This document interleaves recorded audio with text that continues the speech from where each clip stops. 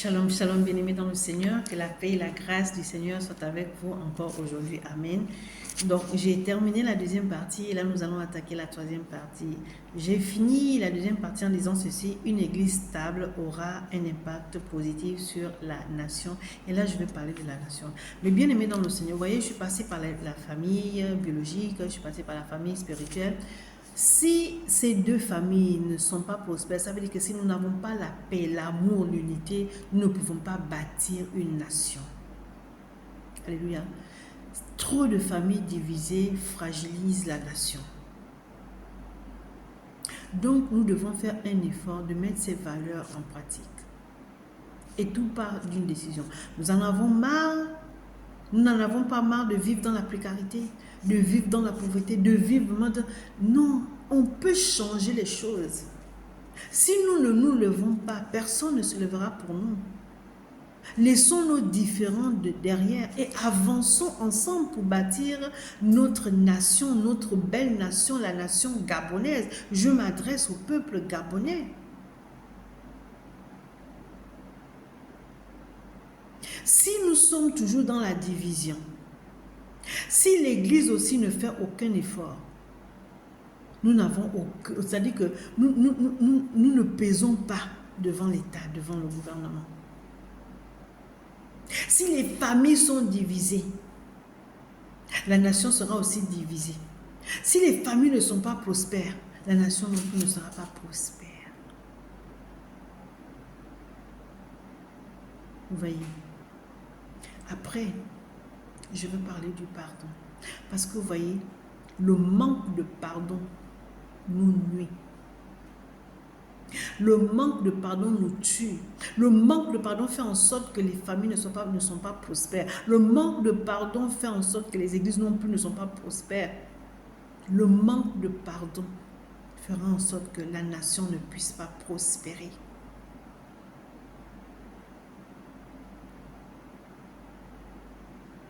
Pardonner n'est pas une faiblesse. Le pardon donne la paix. Le pardon guérit. Le pardon restaure. Mais si dans nos familles, on met le pardon de côté, ça veut dire qu'il n'y a pas d'amour. Et quand il n'y a pas d'amour, eh bien, on ne peut rien bâtir. La parole de Dieu nous dit dans le livre de Psaume, chapitre 32, verset 33, verset 12, « Heureuse la nation dont l'Éternel est Dieu, heureux le peuple qu'il choisit pour son héritage. » Heureuse la nation dont l'Éternel est Dieu. Ça veut dire que sans Dieu, nous ne pouvons rien bâtir. Sans Dieu, là, nous sommes perdus. La parole de Dieu dit, heureuse la nation dont l'Éternel est Dieu. Peuple gabonais, la nation gabonaise appartient à Dieu.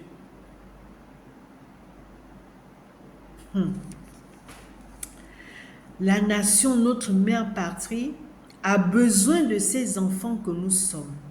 C'est en étant unis que nous pouvons avoir une nation prospère dans tous les domaines. C'est en ayant la paix que beaucoup d'idées positives émergeront pour la construction de notre belle nation. C'est en ayant l'amour pour notre nation que nous pouvons avancer ensemble. Alléluia. Donc, pour faire tout cela, les familles doivent être unies. L'Église doit être unie. C'est pour ça que l'Église doit appeler le peuple à la repentance pour attirer la faveur de Dieu sur notre nation. Nous ne pouvons pas bâtir sans Dieu. Donc l'Église a une... qu'est-ce que je veux dire? L'Église doit faire quelque chose pour la nation. C'est-à-dire qu'elle doit se manifester. Puisqu'on dit heureuse la nation dont l'Éternel est Dieu. Donc l'Église a quelque chose à faire. L'Église a une importance capitale pour faire avancer les choses dans notre nation. Mais si l'Église dort, qu'est-ce qui doit parler de la repentance? C'est l'Église. Mais si l'Église est démissionnaire aussi, de la nation ne sera pas prospère. Pour que la nation aussi soit prospère, nous devons attirer la faveur de Dieu sur nous. Comment? En nous repentant. Nous avons fait des choses qui ont irrité Dieu. Nous ne pouvons pas lui demander tout ce qu'on veut sans pour autant passer à la repentance. Et qui doit parler de la repentance? C'est l'Église. Alors l'Église doit appeler le peuple à la repentance pour attirer la faveur de Dieu sur notre nation. Nous ne pouvons pas bâtir sans Dieu. Prions pour que la main de l'Éternel soit sur notre nation. Le psaume 127, 1 dit ceci: si l'Éternel ne bâtit la maison, ceux qui la bâtissent travaillent en vain. Si nous n'associons pas Dieu dans tout ce que nous faisons, ce que nous ferons, ce sera en vain. Alors nous devons nous repentir. L'Église doit faire une convocation solennelle pour la repentance, pour notre pays.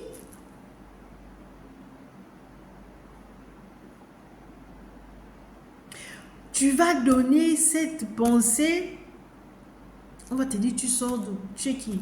Là, il n'est pas question de tu sors d'où, il n'est pas question de tu es qui, il est question de notre nation. Nous voulons un changement, alors nous devons nous lever.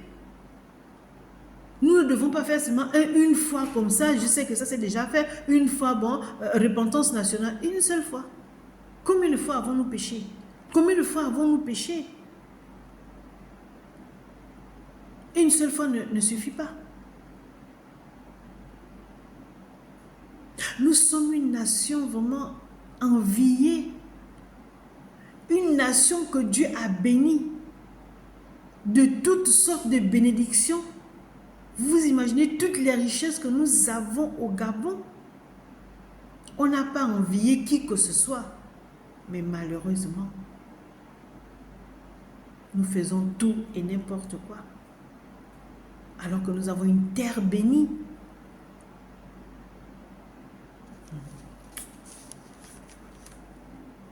Bien, mais quels que soient nos diplômes, notre intelligence, notre éloquence, nos relations, c'est impossible sans Dieu. On ne peut pas bâtir sans Dieu. On ne peut pas le faire par notre force. Regardez ce que Zacharie, chapitre 4, verset 6 nous dit. Alors il reprit et me dit, c'est ici la parole que l'Éternel adresse à Zorobabel. Ce n'est ni par la puissance, ni par la force, mais c'est par mon esprit, dit l'Éternel des armées. Donc, ce n'est pas par ta force que tu peux bâtir le Gabon. Ce n'est pas par ton intelligence, mais c'est par l'Esprit de Dieu. Donc, nous ne pouvons pas écarter Dieu et dire que nous pouvons faire. Cette force-là, nous avons besoin de la force. C'est Dieu qui nous donne la force. C'est Dieu qui nous donne l'intelligence. C'est Dieu qui nous donne la sagesse. Et nous voulons écarter Dieu. Le Gabon est consacré à Dieu, l'Éternel des armées. Bien-aimés dans le Seigneur, la nation a besoin de l'Église pour un nouveau départ. Si les églises sont divisées, la nation sera divisée. Un temps soit peu, bon sang, marchons la main dans la main pour l'amour de notre pays. Si nous aimons notre nation, on peut avoir une très belle nation. Mais il n'y a pas d'amour, il n'y a pas de paix, il n'y a pas d'unité. Comment peut-on avoir une nation prospère? Quand il y a des mères qui coulent des larmes, ce ne sont pas des larmes de joie, ce sont des larmes d'amertume. Comment est-ce que la nation peut être prospère? Quand la jeunesse ne rêve plus, quand la jeunesse n'est plus ambitieuse, comment peut-on avoir une nation prospère? Cette jeunesse qu'on n'écoute pas, on dit seulement à la jeunesse, écoutez ce qu'on vous dit, écoutez ce qu'on vous dit. Est-ce qu'un temps soit peu, on écoute cette jeunesse? Est-ce qu'on leur dit, qu'est-ce que vous voulez? Qu'est-ce qui ne va pas? On vous écoute. Est-ce qu'on leur donne la parole? Ou bien on leur dit tout simplement, écoutez, faites ceci, faites cela, faites ceci, faites cela. Cette jeunesse qui est la relève de demain a besoin d'être entendue. Elle veut s'exprimer. Cette jeunesse a des idées. Cette jeunesse veut bâtir la nation. Mais on ne leur donne pas cette occasion. Alléluia. Donc, les familles sont divisées, l'église est divisée. Et non, j'ai dit au début, ma première vidéo, que là où il y a l'amour, la paix, l'amour, l'unité, il y a la joie. Et quand il y a la joie, on peut faire beaucoup de choses. Une famille où ces valeurs sont réunies est une famille prospère. Et là, il n'y a pas d'argent. L'argent n'est pas encore entré en jeu. Mais c'est tout simplement parce qu'il y a la paix, il y a l'amour et tout. On peut parler librement, on peut faire beaucoup de choses. Et c'est l'amour, c'est la prospérité familiale qui appelle la prospérité financière. Mais bien aimé dans le Seigneur, il n'y a rien de tel que une famille soudée. Une famille où il y a toujours le sourire. Même quand il y a des situations difficiles, on se remonte.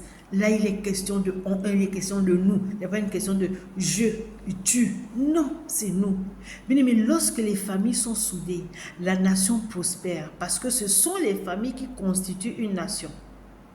L'ennemi ne peut pas venir nous distraire parce qu'il y a la paix, l'amour, l'unité, l'entente. Il y a toutes ces valeurs qui sont réunies. Donc, on ne peut pas laisser quelqu'un venir d'ailleurs, venir nous distraire. Il ne peut pas, il va rentrer comment? Il n'y a pas de colère, il n'y a pas de haine, il n'y a pas de jalousie, il n'y a pas d'hypocrisie. Il ne peut pas rentrer. Il peut venir imposer ses lois. L'ennemi ne peut pas rentrer. Mais quand les familles sont disloquées, ben on ouvre la porte à l'ennemi.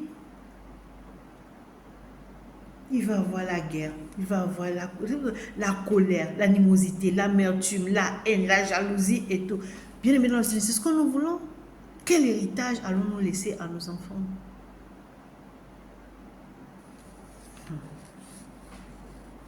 Une nation ne peut pas exceller sans révélation divine. La parole de Dieu nous dit ceci dans le livre de Proverbes 29, verset 18. Un peuple sans révélation est un peuple sans frein. Heureux s'il observe la loi. Un peuple sans révélation est un peuple sans frein. Heureux s'il observe la loi. Dieu a établi ses ministres sur la terre. Il a établi ses prophètes qui donnent des révélations parce qu'il faut une direction. Mais ces directions ne sont pas suivies. Ces directions ne sont pas suivies. Alors, comment on va être prospère? Si quand il y a une parole, ainsi par l'Éternel, on ne veut plus l'écouter, et donc c'est-à-dire qu'on se donne à tout vent de doctrine. Mais nous refusons cela. Une nation qui est dédiée à Dieu est obligée de marcher sur révélation. Alléluia. Amen. Donc, bien aimé dans le Seigneur, je crois qu'il y a beaucoup de choses que nous devons arrêter. Nous voulons atteindre une destinée, mais nous ne pouvons pas l'atteindre si nous vivons dans la haine, dans l'amertume, l'animosité, la colère, la jalousie. Ce n'est pas possible. Ce n'est pas possible.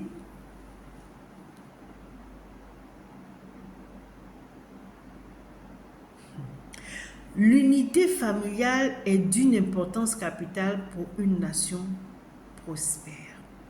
Amen. Maintenant, je vais rentrer dans le pardon. Le pardon. Si nous ne nous pardonnons pas aussi, nous ne pouvons pas avancer. Si nous ne nous pardonnons pas, nous ne pouvons pas être prospères.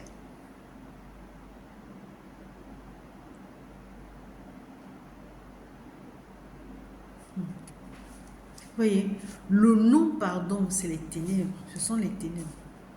Et le pardon, c'est la lumière. Et la lumière, c'est qui? C'est Jésus-Christ de Nazareth.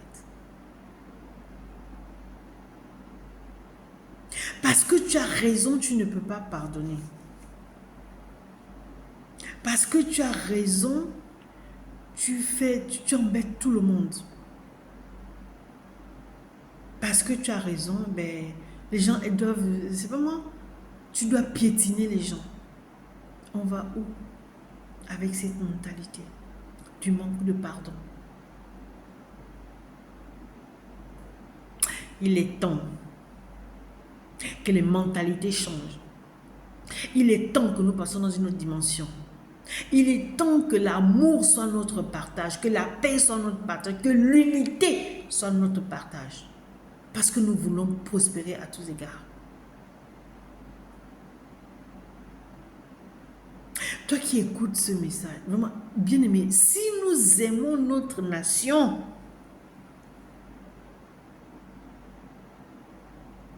sortons de l'injustice.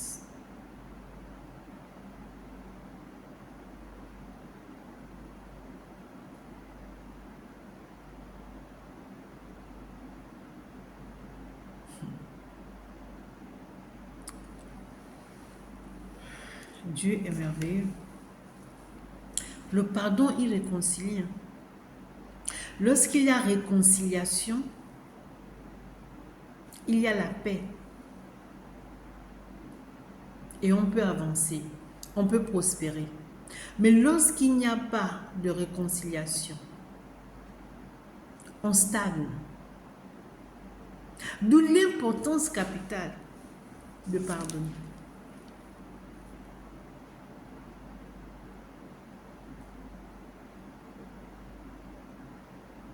Vous voyez dans le livre de Genèse, chapitre 103, on parle de la réconciliation d'Ésaü et de Jacob.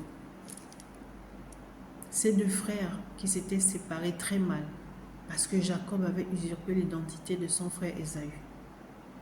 Mais ces deux, ils étaient riches. Ésaü était riche de son côté. Jacob était riche de son côté. Ils vivaient dans l'abondance. Mais ils n'étaient pas heureux. Il leur manquait quelque chose. Et pour que ces deux-là se réconcilient, il a fallu passer par le pardon. Il y a un qui s'est humilié. C'est qui? C'est Jacob qui s'est humilié. Il a appelé son frère mon Seigneur. Ton serviteur vient auprès de son Seigneur. Il était le serviteur. Il s'est humilié. Il a demandé pardon. Ils se sont embrassés. Ils se sont réconciliés. Et là, ils étaient heureux. J'aimerais dire à quelqu'un ce soir que tu as beau avoir toutes les richesses du monde, mais si tu n'as pas la paix, c'est que si tu n'es pas réconcilié avec, c'est pas moi, ton entourage, tu n'es pas heureux, tu n'es pas en paix. Et pourtant, tu as toutes ces richesses, mais tu n'as pas la paix parce qu'il y a quelque chose qui te ronge. Et il faut absolument que tu perces cet abcès. Il faut absolument que tu sortes de là pour que tu puisses vivre heureux. Mais ton orgueil t'empêche de demander pardon. Tu es heureux, mais tu souffres. Si Jacob était heureux, pourquoi il aurait cherché à rencontrer son frère, à demander pardon? Pourquoi il aurait cherché à demander pardon? C'est qu'il n'était pas bien. Et pourtant, il avait ses femmes, il avait ses enfants. Il vivait dans l'abondance, mais il n'était pas heureux parce qu'il y avait quelque chose dans son cœur. Il fallait qu'il passe par le pardon pour qu'il y ait réconciliation. Et là, il avait la paix. Les deux avaient la paix. Vous voyez, il y a des familles qui sont divisées à cause du manque de pardon. Je suis l'aîné, je ne pardonne pas. Ah, mon frère. En plus, j'ai raison pourquoi je veux pardonner. Pardonne. Tu veux vivre heureux, pardonne. Tu veux que ta famille soit prospère, pardonne. Le pardon n'est pas une faiblesse.